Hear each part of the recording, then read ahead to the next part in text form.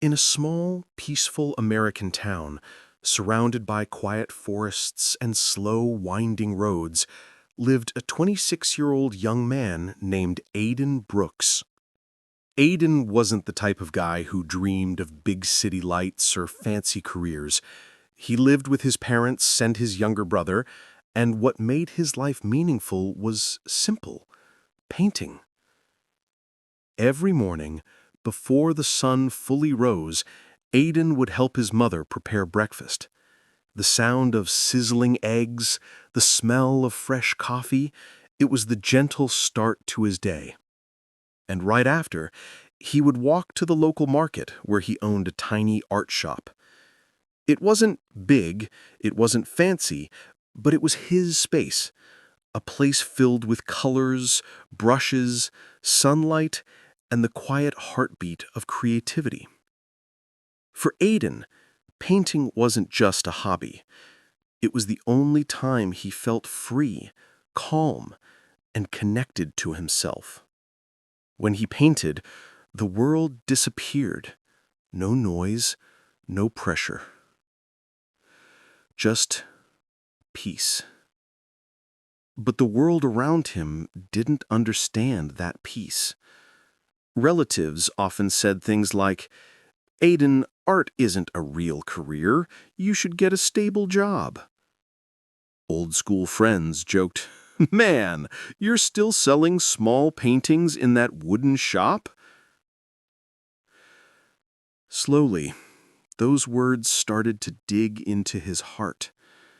He began to compare himself with people on social media, people with expensive cars, corporate jobs, and fancy apartments. And in that comparison, he started feeling small, almost invisible. One evening, when Aiden came home quieter than usual, his dad noticed. He sat beside him and asked softly, "Son, what's bothering you?" For a long moment, Aiden didn't speak. Then he whispered, "Dad, it feels like I'm going nowhere. People think I'm not doing enough." His father smiled gently and asked, "Do you think you are doing something wrong?" Aiden shook his head. "Painting makes me happy. It makes me feel alive." His father placed a hand on his shoulder and said, "Then that is all that matters. Peace doesn't come from impressing others. It comes from being true to yourself." Those words touched something deep inside him.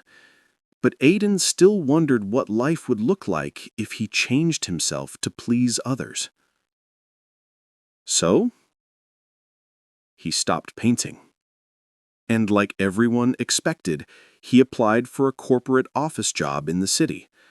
The pay was good. The building was modern. People were impressed. Friends congratulated him. "Finally, man, you're doing something real." In the beginning, Aiden did feel proud. He wore crisp shirts, carried a laptop bag, and took the early bus to the city. He felt grown up, mature, successful in the way society liked to define success. But as weeks passed, something inside him began to fade. 8 hours in front of a computer, typing numbers he didn't care about, lunch breaks filled with small talk he didn't enjoy, and a constant feeling of emptiness. Every day he stared at the office clock, waiting for time to pass. He laughed less, spoke less, and inside, a quiet sadness grew. One Sunday afternoon, feeling exhausted, Aiden went to a nearby park. He sat on a bench watching families, kids, dogs, sunlight. He needed air, silence, something real. Then he noticed an elderly man sitting under a large oak tree, sketching calmly on a small notebook. There was something peaceful about him. Aiden walked closer and said, "Your sketch looks amazing." The old man looked up and smiled kindly. "Thank you. Do you draw?" Aiden sighed. "I used to, but I stopped." "Why?" the old man asked gently. "People said it's not a good career. They said that I need to do something more serious." The old man chuckled softly. "Son, people will always have something to say. Too fast, too slow, too simple, too different. If you keep listening to them, you'll forget the sound of your own heart." Those words hit him harder than he expected. That night, he opened the old box where his brushes, paints, and half-finished canvases were stored. His hands trembled a little as he held the brush again after so long. He started painting slowly, softly, and with every brushstroke, it felt like he was returning to himself. A week later, Aiden made the decision he had been avoiding. He quit the office job. People were shocked. Some were disappointed. Some called him foolish. But for the first time in months, Aiden felt alive again. He reopened his little art shop, this time with more passion, more courage, more honesty.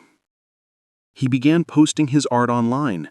Sales were slow at first, but gradually people from other towns and even other states started buying his work. Some bought paintings for their homes, some sent them as gifts, some just visited to feel the calm in his shop. Aiden still didn't have a big house or a luxury car, but he had something money can't buy: inner peace. Sometimes people still said, "Aiden, you could make more money in an office job." He would smile and reply, "Maybe, but I already have what I need." And in that moment, you could see a quiet glow in his eyes. The glow of someone who chose himself. Someone who didn't bend for the world. Someone who realized one simple truth: you don't need everyone's approval. You just need your own happiness.